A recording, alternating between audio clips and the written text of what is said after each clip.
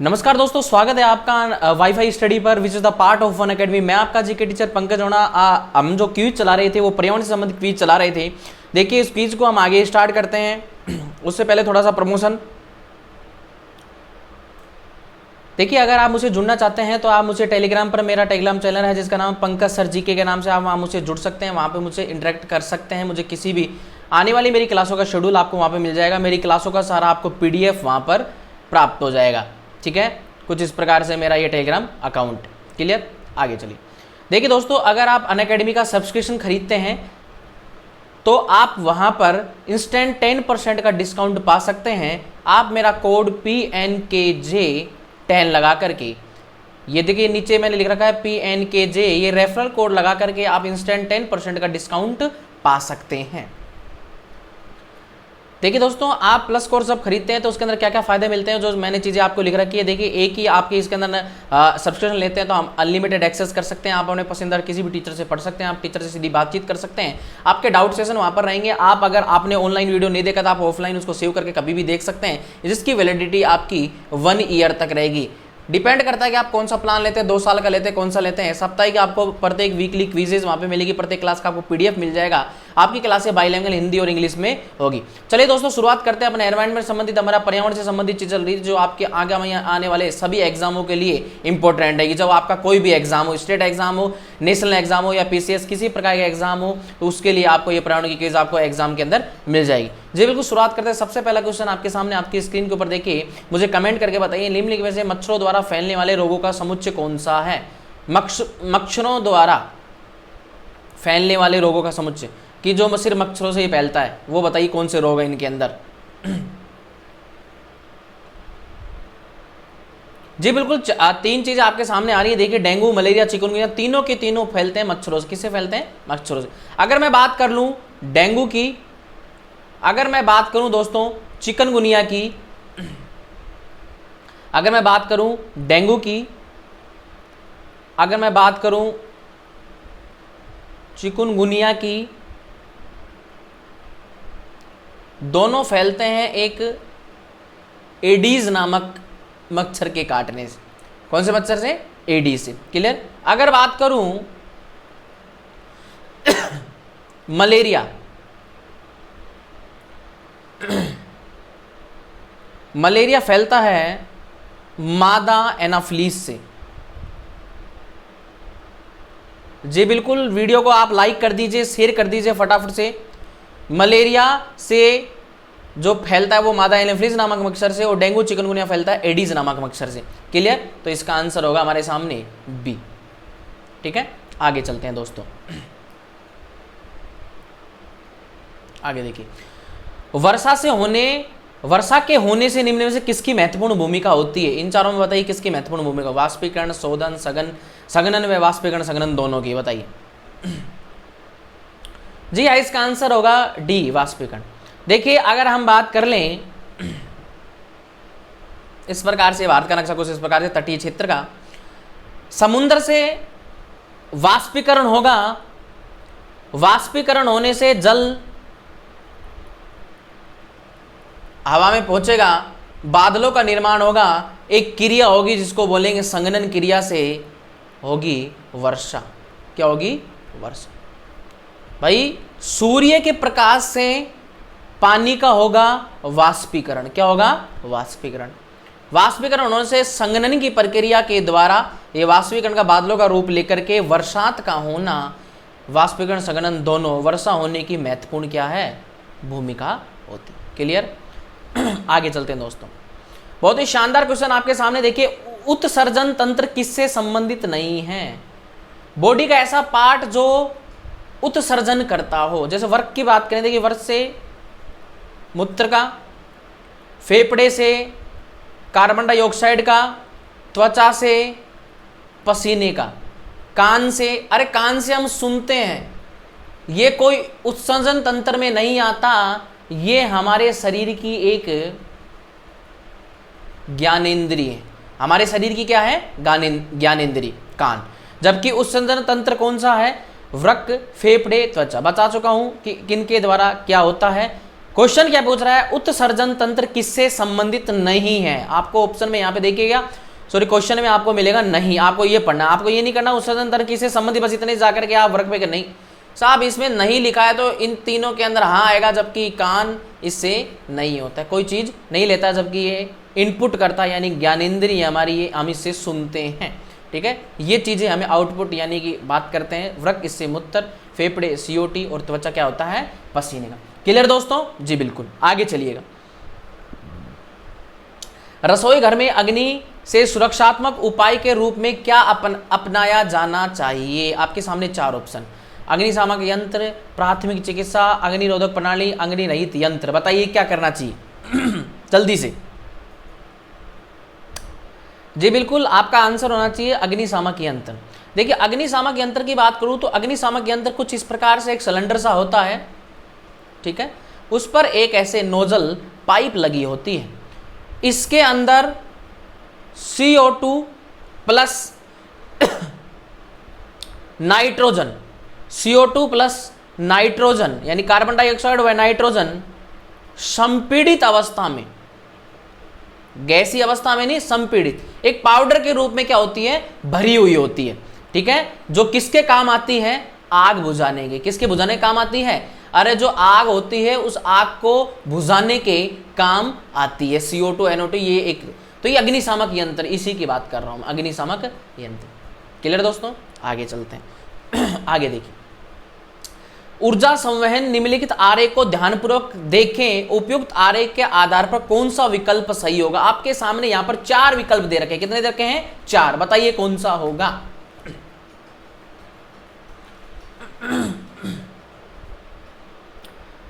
जी बिल्कुल, ऊर्जा संवहन की बात करें, ऊर्जा का मतलब यह हुआ सूर्य से प्रकाश मिला, ठीक है, मिलने पर वो कोई भी जानवर और जानवर पे आश्रित कोई भी व्यक्ति, जैसे कि सूर्य, देखिए सबसे पहले आ रहा है सूरज, इधर भी आ रहा है, इधर भी आ रहा है। मैं बात कर रहा हूं किसी जानवर की, जीवित की, तो बकरी यहां भी आ रहा है, बकरी यहां, पौधा नहीं आएगा, मनुष्य नहीं आएगा साहब, ठीक है। और उसके बाद में बकरी के ऊपर कौन, मनुष्य। क्लियर, तो आ जाती है सूरज, बकरी और मनुष्य। तो इसका आंसर होगा ऊर्जा संवहन का जो पिरामिड है, वो आरेख है, वो कुछ इस प्रकार से होता है। ऊर्जा ली, ठीक है, और उसके ऊपर आश्रित कौन, मनुष्य। कुछ इस प्रकार से पिरामिड होता है इसका, ठीक है। सूरज, बकरी और मनुष्य, एकदम राइट आंसर। क्लियर, आगे चलते हैं। देखिएगा, पत्तियों में हरे रंग की उपस्थिति निम्न में से किस कारण से होती है। कल मैंने समझाया था आपको, कोई भी पौधा, उसकी निकल रही एक पत्ती, और पत्ती सूर्य से लेती है प्रकाश, प्रकाश संश्लेषण की क्रिया करती है, जिसमें वो ऑक्सीजन छोड़ती है और ग्रहण करती है CO2, ठीक है, कार्बन, यानी कि एक तरह से ये वायु प्रदूषण को कम करती है। और इसके पर्णहरित के कारण इसके अंदर एक क्लोरोफिल नामक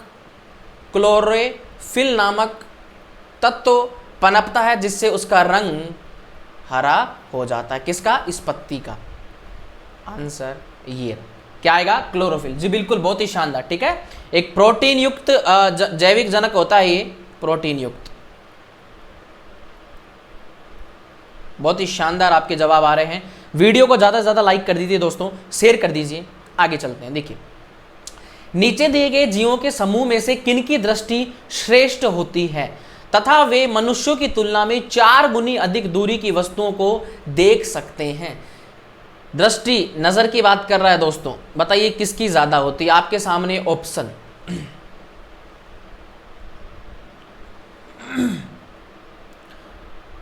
आंसर होगा दोस्तों डी, चील, गरुड़ और गिद्ध। दोस्तों ये 3 ऐसे जानवर हैं जो काफी दूरी से ये देख सकते हैं, ठीक है। मनुष्य की जो रेशो होता है देखने का, उससे भी 4 गुना ज्यादा तेज, 4 गुना ज्यादा अधिक दूरी तक। मान लीजिए मनुष्य की जो आंख है यहां तक, ये इससे भी ज्यादा लगभग यहां तक देख सकता है। कौन, चील, गरुड़, गिद्ध। देखा होगा आपने, आसमान में ये उड़ते रहते हैं, ठीक है, और नीचे इनका कोई भोजन होता है तो ये तुरंत वहां से देख लेते हैं, और ये इसको झपट करके इस चिड़िया को या कोई भी जानवर को, और ये अपना शिकार करते हैं, ठीक है। आगे चलिए देखते हैं। निम्नलिखित में से कौन सी गैस वायुमंडल के तापमान को बढ़ाने में उत्तरदायी है? मैं आपको कई बार बता चुका हूं, जहां पर भी शब्द आ जाए कार्बन वो ही गैस होगी। कौन सा आ रहा है? Carbon dioxide. देखिए कार्बन डाइऑक्साइड जो गैस है, ये भी आप अगर बात करें, ये तापमान बढ़ाने के अंदर वो सबसे ज़्यादा होती है। मैंने पहले बताया था क्वेश्चन में नाइट्रस ऑक्साइड, बोलो होती है या नहीं होती है? मैंने बताया था मेथेन, ये भी होती है, CFC। इन चारों में ऑप्शन के अंदर आ रहा है कार्बन डाइऑक्साइड, तो ये बढ़ाने में सहायक है। जबकि हीलियम, हाइड्रोजन, रेडॉन ये तो खुद ऑलरेडी किसके अंदर होती है बताइए? ये होती है खुद ही वायुमंडल के अंदर। क्लियर दोस्तों? जी बिल्कुल। आगे चलते हैं। देखिए प्रकाश संश्लेषण प्रक्रिया में सम्मिलित गैस है, बताइए कौन सी गैस प्रकाश संश्लेषण की क्रिया में सम्मिलित है? बताइए, आपके सामने आपकी स्क्रीन के ऊपर प्रकाश संश्लेषण, कार्बन डाइऑक्साइड, अभी बताया था कोई भी पत्ती अवशोषण किसका करती है? CO2। छोड़ती क्या है? ऑक्सीजन। ठीक है, कर अच्छा ऑक्सीजन यहाँ ऊपर भी दे रखा है।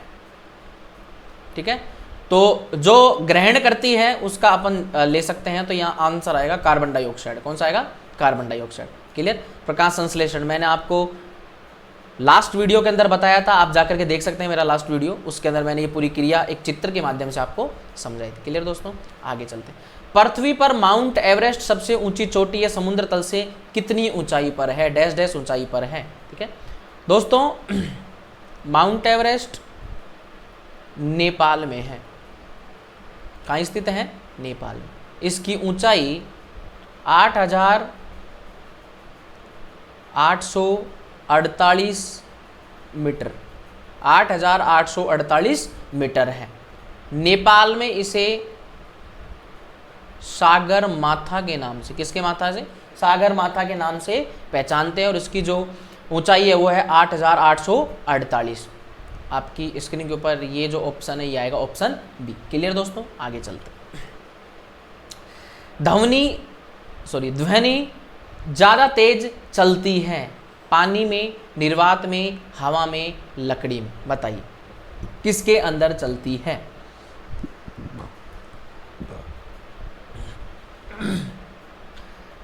देखिए एक रूल है, चाल तब बढ़ती है जब किसी चीज का घनत्व ज्यादा हो, या उसके घनत्व पर क्या करती है? निर्भर करती है। क्लियर? बात कर रहे हैं ध्वनि की, वो होती है साहब लकड़ी में। लकड़ी में ज़्यादा तेज गति से वो क्या करती है? प्रवाह होती है, ज़्यादा उसकी चाल होती है, वो क्या होती है? तेज हो जाती है। क्लियर? जो लकड़ी है, हम लकड़ी की बात कर रहे थे, इसका घनत्व सर्वाधिक है। इन चारों में सर्वाधिक घनत्व किसका है? लकड़ी का। ठीक है, ज़्यादा जगह घेरती है घनत्व, तो इस वजह से इसके अंदर ध्वनि ज़्यादा तेज चलती है लकड़ी। क्लियर? आगे चलते हैं। देखिए निम्न में से किसका मूल उद्भव स्थान भारत में नहीं है? केला, आम, नारियल, स्ट्रॉबेरी। आपको पता होना चाहिए एक फल है कुछ इस प्रकार से,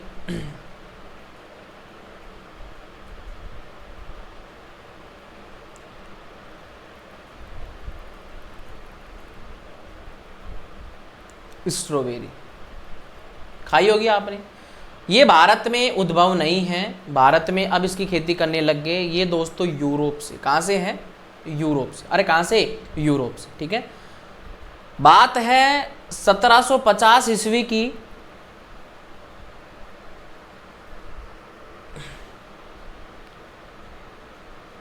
फ्रांस देश में सर्वप्रथम इसका उत्पादन शुरू किया गया।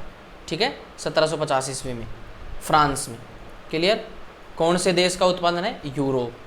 स्ट्रॉबेरी किसका मूल उद्भव भारत का नहीं है? नहीं पूछ रहा था किसका नहीं है, क्योंकि कहाँ की है स्ट्रॉबेरी? यूरोप से। क्लियर दोस्तों? आगे चलते हैं। चलिए जी, सूर्य का द्रव्यमान लगभग बना होता है 90% नाइट्रोजन से, 25% ऑक्सीजन से, 88% नाइट्रोजन से, या 97% ऑक्सीजन से? बताइए किससे होता है? सूर्य का द्रव्यमान लगभग बना होता है, बताइए किससे बना होता है सूर्य का द्रव्यमान? देखिए आपकी स्क्रीन के ऊपर मैंने 4 ऑप्शन दे रखे हैं, ठीक है, बताइए किससे बना होता है। देखिए आपको पता होना चाहिए सूर्य एक है तार, सूर्य क्या एक तार, ठीक है। आपके सामने यहाँ 4 ऑप्शन दे रखे हैं, मैंने बताया सूर्य जो मिलकर के बना है हाइड्रोजन प्लस हीलियम, हाइड्रोजन में हीलियम, और उसमें थोड़ी बहुत मात्रा ऑक्सीजन की लिए। हाइड्रोजन इसके अंदर होता है 73%, कितना होता है 73, ठीक है। हीलियम 24% और ऑक्सीजन लगभग 0. इसको हम 77 बोल दें, इसको हम 0.97% बोल दें, ठीक है। तो द्रव्यमान यहाँ पर हमारा आंसर जो होगा वो होगा डी। कौन सा होगा, ऑक्सीजन। और ये क्लियर, ये आपको चीजें ध्यान में रहनी चाहिए। क्लियर दोस्तों, आगे चलते हैं। आगे आपकी स्क्रीन के सामने क्वेश्चन देखिए, शानदार क्वेश्चन है कि कोणार्क मंदिर की बात कर रहा हूं मैं। कोणार्क मंदिर कहां स्थित है, कोणार्क मंदिर बताइए। कोणार्क,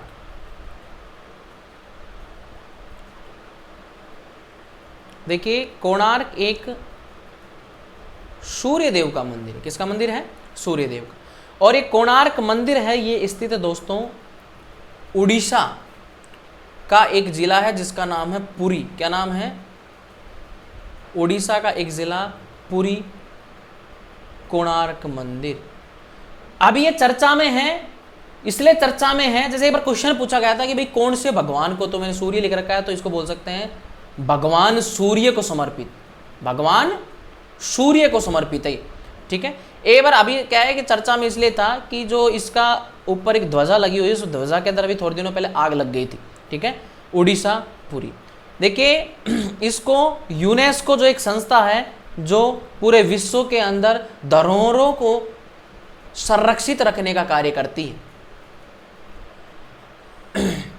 यूनेस्को ने इसे अपनी धरोहरों की संरक्षण सूची में 1984 के अंदर इसको क्या किया था, शामिल किया था, ठीक है, विश्व धरोहर की सूची में। किसने, यूनेस्को ने। आगे बात समझ में, इस चीज के बारे में आप थोड़ा ध्यान रखना। क्लियर, आगे चलते हैं। आगे है घटपर्णी पौधा निपेंथिस क्या है। इसका मुंह छोटी छोटी कटियों से ढका होता है, कीड़े मकोड़ों को आकर्षित करने के लिए उच्च तारतों की ध्वनियां निकालता है। भारत में नहीं पाया जाता। मेंढकों, कीड़े मकोड़ों और चूहों को चालाकी से फंसाकर खा जाता है। बिल्कुल भारत में पाया जाता है, कोई ध्वनि वगैरह की कोई बात नहीं है। घटपर्णी पौधा कुछ इस प्रकार से ये शंकु के आकार का होता है दोस्तों, आप देख लेना, मैं आज स्लाइड में नहीं लगा पाया। ये क्या करता है, बहुत ही चालाकी से मेंढक, कीड़े मकोड़ों, चूहों आदि को जब ये इसके अंदर आ जाते हैं तो उनको फंसा करके और उसके अंदर ही खत्म कर देता है, जिससे अब क्या होता है इससे, अभी इसको कोई भूख तो ना लगती, पौधे को चाहिए होती है नाइट्रोजन। जब इस प्रकार से ये सड़ने लग जाएंगे तो वहाँ पर एक गैस का उत्पादन होगा जिसका नाम होगा नाइट्रोजन। तो नाइट्रोजन का उत्पादन होगा तो ये नाइट्रोजन की पूर्ति हो जाती है। तो घटपर्णी पौधा है वो मेंढकों, कीड़े मकोड़ों, चूहों को चालाकी से फंसा करके क्या कर देता है, खा जाता है। क्लियर दोस्तों, आगे चलते हैं। देखिए निम्नलिखित में से किसकी सुनने की शक्ति इतनी तीक्ष्ण होती है कि वह वायु से पत्तों के हिलने की ध्वनि, घास व किसी जानवर के चलने की ध्वनि में अंतर कर सकता है। इतना शानदार जानवर जिसकी सुनने की शक्ति इतनी तेज होती है, पत्तों के हिलने की ध्वनि पता चल जाती है उसको, और घास पर कोई जानवर चल रहा है तो उसकी ध्वनि में अंतर कर सकता है, पता कर सकता है कि कोई पत्ते की आवाज़ है, कोई जानवर चल रहा है या फिर कोई हवा की वजह से ये हिल रहा। बताइए दोस्तों, गिद्ध, किसकी बात कर रहा हूँ, गिद्ध, वल्चर जिसको बोलते हैं अपन, ठीक है।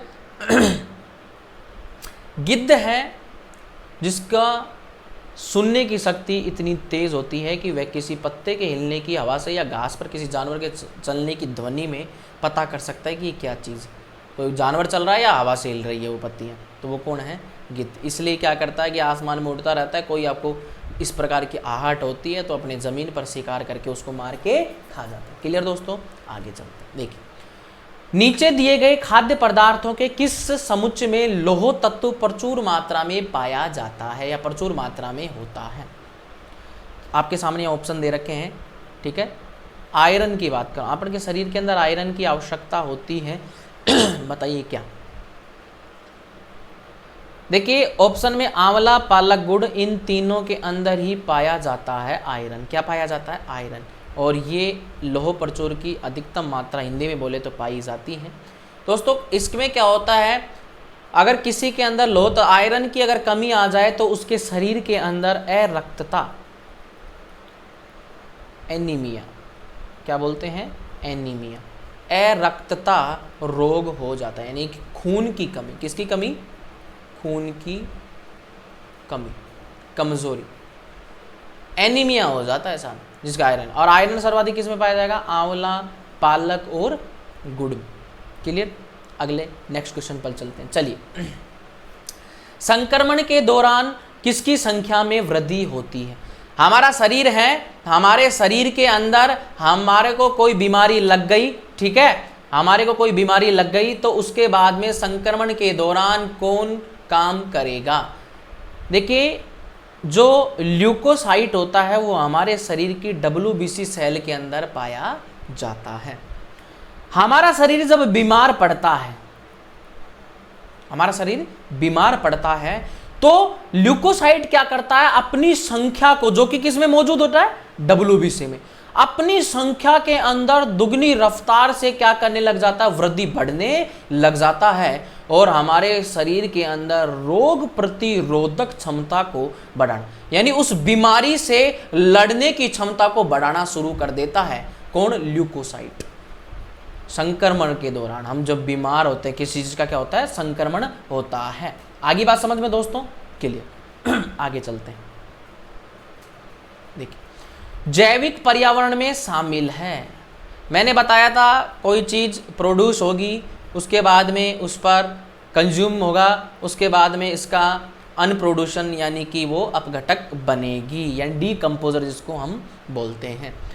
जैविक पर्यावरण, जैविक उपभोक्ता भी होते हैं, उत्पादक भी होते हैं, अपघटक। अरे उत्पादक कोई घास वगैरह, कोई भी चीज़ वगैरह उत्पादक हो गया, इनको खाने वाले हिरण वगैरह हो गए, ठीक है। हिरण वगैरह के मरने के बाद में अवशिष्ट पदार्थों में यानी कि इसका क्या हो गया? डिकम्पोजिंग हो गया, यानी क्या बन गए? अपघटक बन गए।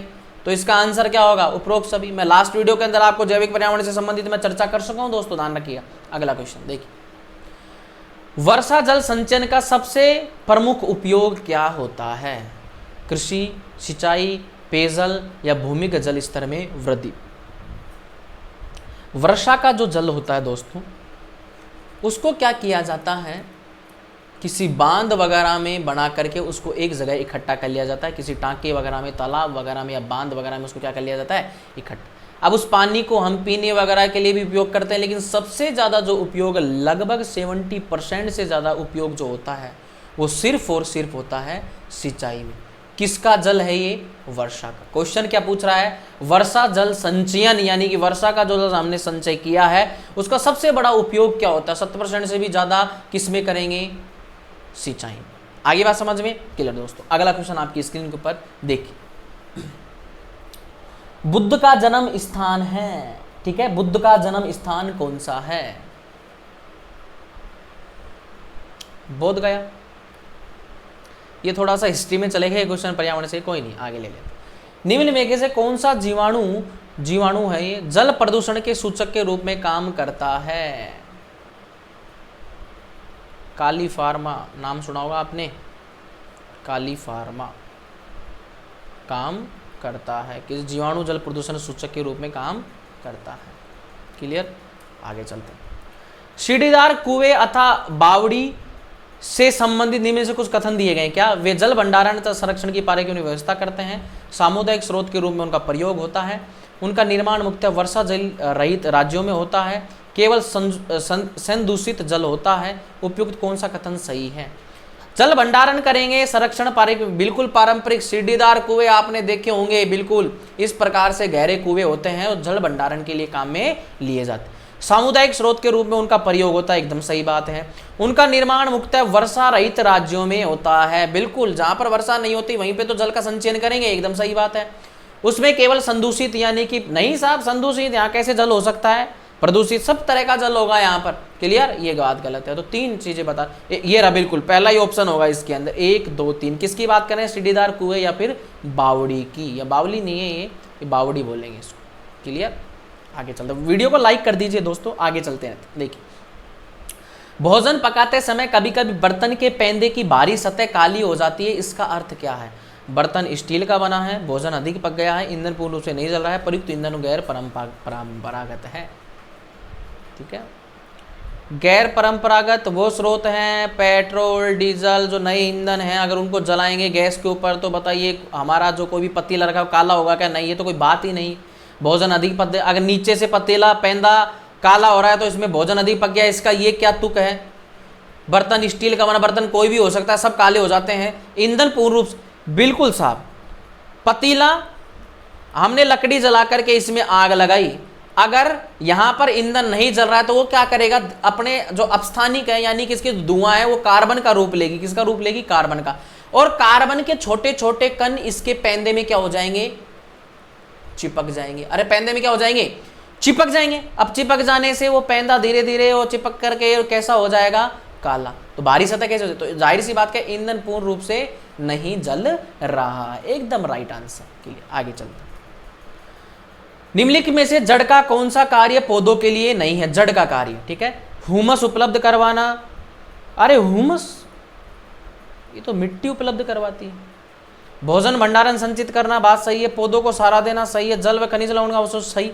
हुमस ये तो पहला ही दे दिया ना, हुमस किसके द्वारा मिलता है हमें, मिट्टी से। भाई मिट्टी के अंदर सांद्रता हुमस कितनी है उसके अंदर, क्लियर। आगे बस बिल्कुल, आज के लिए बहुत ही शानदार हमने क्वेश्चन लिए दोस्तों पर्यावरण के लिए। आप वीडियो को ज़्यादा से ज़्यादा लाइक कर दीजिए दोस्तों। और आप अगर अनअकैडमी पर कोई भी अपना सब्सक्रिप्शन खरीदते हैं तो मेरा वहाँ पर कोड है PNKJ10। ये अपनी क्लास ऐसे ही रेगुलर चलती रहेगी दोस्तों। आप मुझे सर्च कर सकते हैं, वहाँ पर लर्निंग ऐप पर मैं मिलूंगा पंकज कुमार के नाम से, वहाँ देख सकते हैं मुझे। बाकी और मेरी क्लासेस का मैं शेड्यूल है वो आगे से आगे क्या करता रहूँगा, अपडेट करता रहूँगा। इस क्लास को आप आगे से आगे शेयर करते रहिए दोस्तों। इस क्लास को आप लाइक कर दीजिए, हमारे चैनल को सब्सक्राइब करना न भूलें। धन्यवाद।